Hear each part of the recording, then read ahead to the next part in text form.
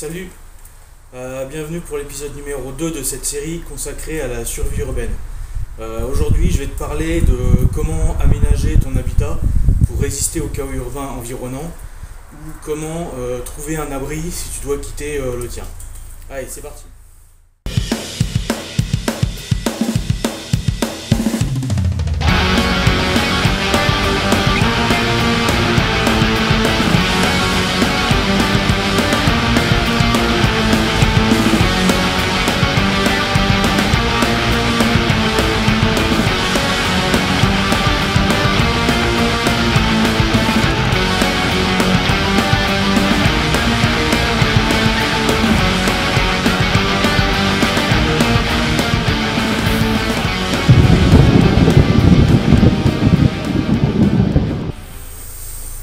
Alors, bien entendu, il est hors de question de perdre ton logement en ville parce qu'il a sauté, parce qu'il a brûlé ou parce que son accès n'était plus possible et de rester aéré dehors en plein milieu du chaos, à dormir sur des bancs publics ou dans des espaces ouverts où ta sécurité et celle de ta famille ne sera plus assurée par un minimum de protection, comme une porte fermée à clé ou un lieu isolé de tout ce bordel.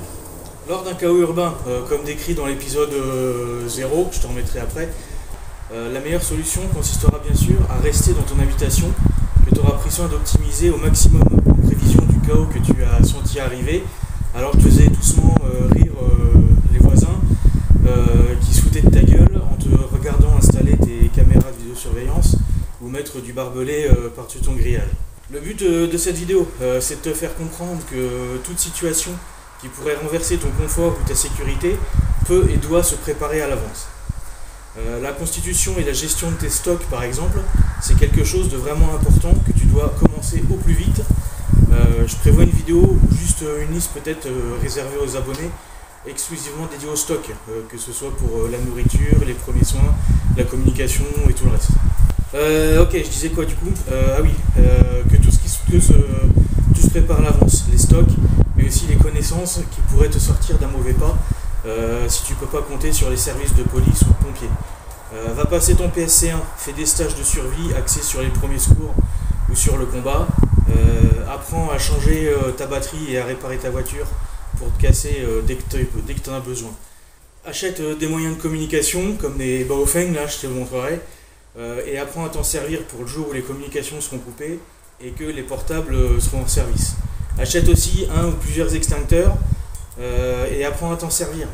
Fais des plans d'évacuation avec plusieurs itinéraires envisageables direction un autre endroit pour te casser d'ici. Des plans avec différentes ressources et leur localisation, comme les points d'eau près de chez toi, les stations-service, etc. Bref, prépare-toi et tu auras déjà une bonne longueur d'avance le jour où ça pètera. Ok, maintenant tu as tout prévu, tu as de quoi tenir plusieurs mois en eau, en nourriture, ça pète. Le chaos, il est là, à ta porte. Malheureusement, il ne s'est pas arrêté comme prévu à ton portillon de jardin, mais il a entamé ta porte d'entrée, ton couloir et une bonne partie de ta baraque ou de ton appart. Si tu n'es toujours pas décidé à te casser au plus vite avec ta famille, il est maintenant temps d'emménager logement en configuration survie. Tu dois sécuriser au plus vite les parties encore habitables pour te mettre en sécurité. Pour cela, tu vas devoir utiliser tous les moyens encore à ta disposition, portes, meubles, pans de mur, tôles ondulées du jardin, des bâches, tout ce qui peut servir à condamner et à protéger des intempéries et ou d'une attaque les parties encore viables de ton abri. Réaménage les pièces où tu seras peut-être un peu plus à l'étroit, mais dis-toi que 2 pièces sécurisées et fonctionnelles, ça vaut toujours mieux qu'un grand logement insalubre, inconfortable et dangereux. Sécurise tes fenêtres en fermant les volets et en comblant l'espace entre eux et les fenêtres, ou en vissant d'épaisses plaques d'acier derrière les volets pour plus de discrétion.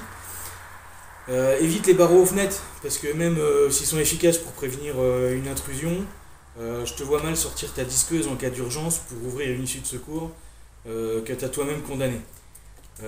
Pour parler juste de discrétion, prévois des rideaux épais ou des rouleaux de film noir à appliquer sur tes fenêtres si tu veux t'éclairer un peu à l'intérieur, mais que tu dois vraiment rester discret.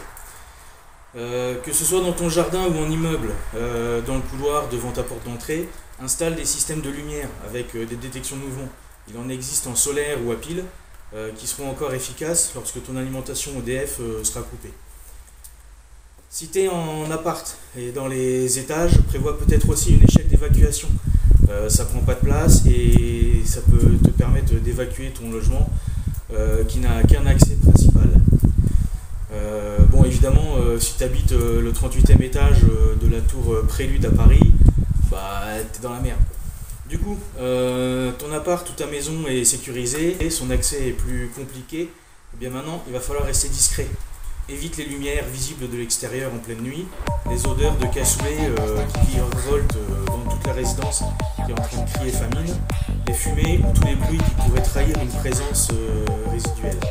Reste chez toi et ne sors vraiment qu'en cas d'absolue nécessité et principalement de préférence de nuit.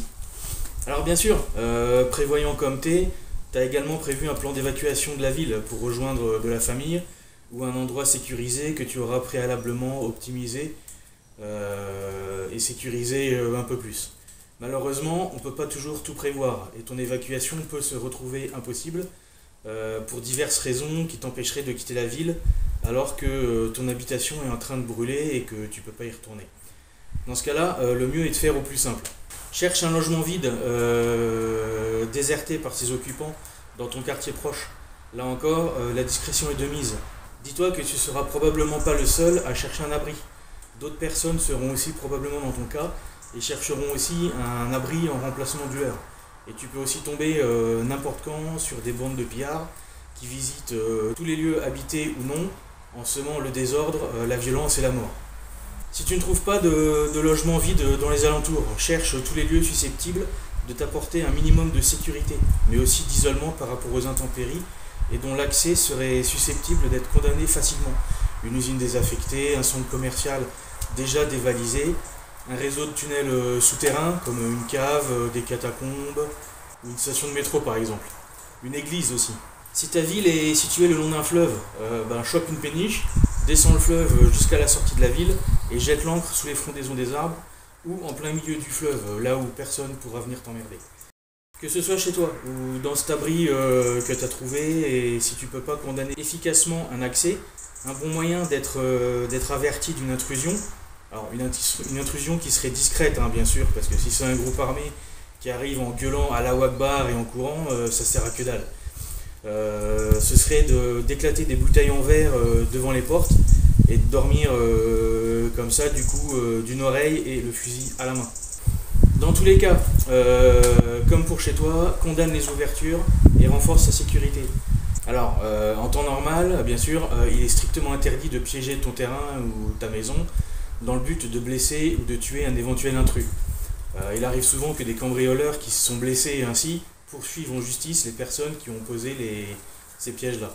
Toutefois, si la situation se dégrade et que tu ne peux plus compter sur les services de police pour te venir en aide, et ben là, souviens-toi des Rambo que tu as regardé quand tu étais petit et laisse libre cours à ton imagination.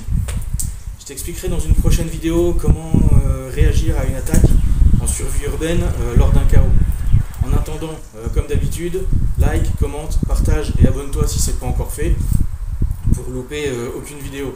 Et j'espère que pour toi, que tu ne fais pas partie de ce pourcentage énorme de gens qui regardent mes vidéos sans être abonnés. Allez, ciao!